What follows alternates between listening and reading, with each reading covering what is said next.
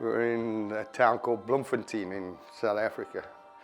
And me being a bit bold and brash, I went up to him and I said, listen, you know, if you want to win majors, I think I might be your man.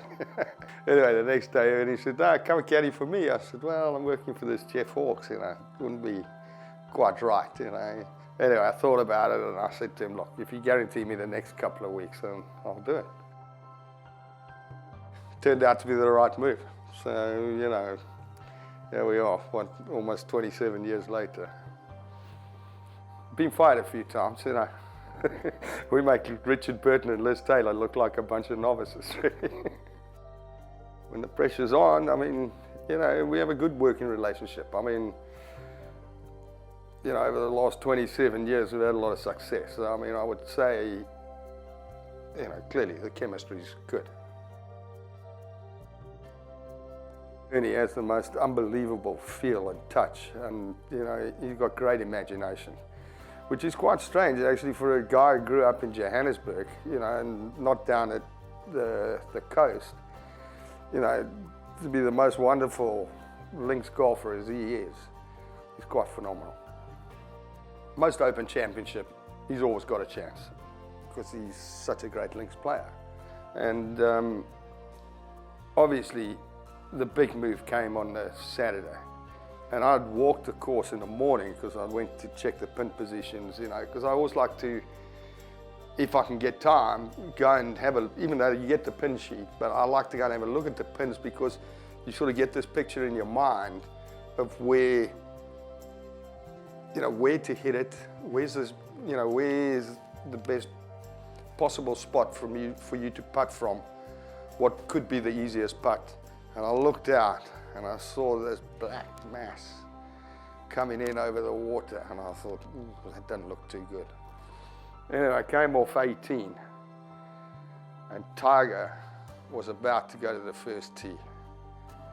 This weather had moved in. You know, we played a lot with Tiger, and at his eyes, I could see he was like, wow, what is this coming through here?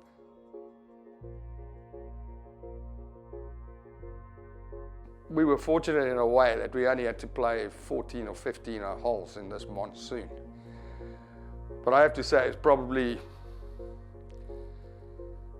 right up there with one of the hardest days ever on a links golf course that I've ever seen. I mean, that weather was brutal. And I mean, Ernie played absolutely amazing that day. And I guess that was the catalyst moving forward into Sunday, you know, which got his confidence up. I mean, to be fair, he should never have got to that playoff. I mean, he should have closed it out. When he made the double on 16, that par 3, I think. I thought, whoa, blown this now.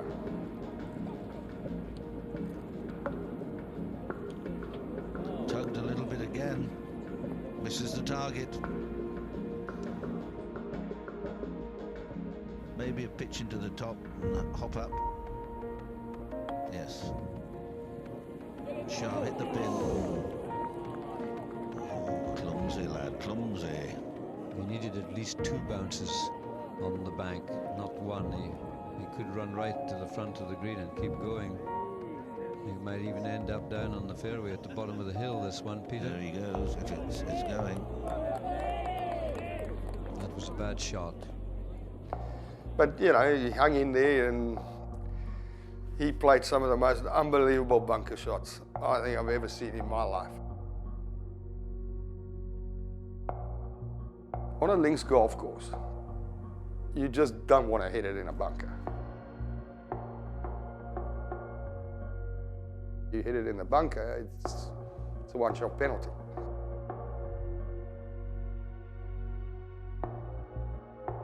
I mean, that bunker must have been 30, 40 feet deep.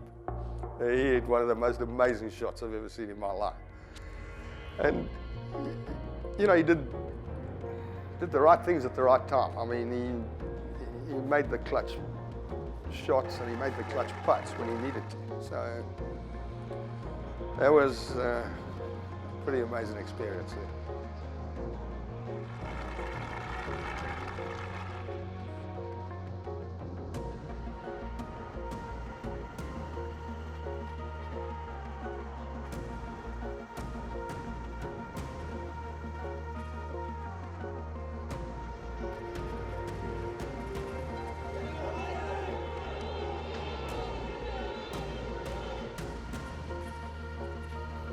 Majors, there's only 4 every year. The Open Championship is the biggest and the best of all of them. You only get 4 guys every year.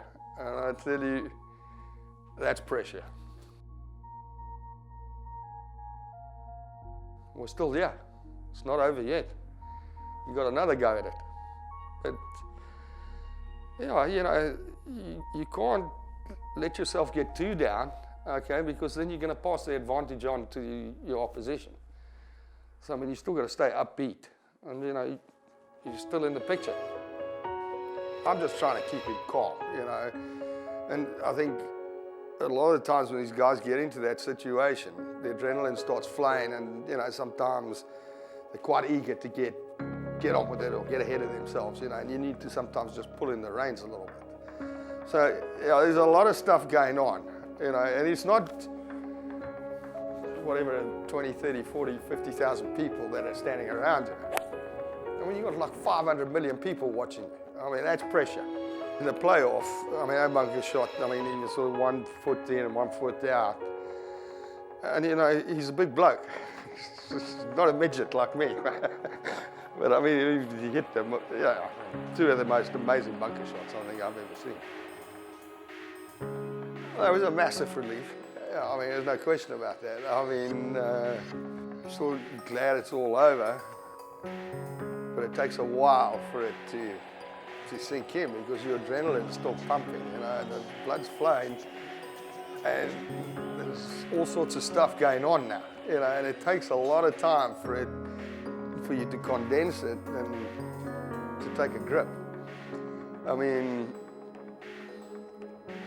obviously for him, he's got all this now media stuff and this and that. So, I mean, the excitement's there, but it just takes a long, long time before it actually all soaks in. I mean, he never let that thing out of his sight. He took it everywhere. I mean, everywhere he went, he'd put it on the pedestal, you know. If we were at somebody's house, he'd put it out in the patio, you know, on the balcony. He was just, we had a lot of fun with those jugs, I can tell you that much.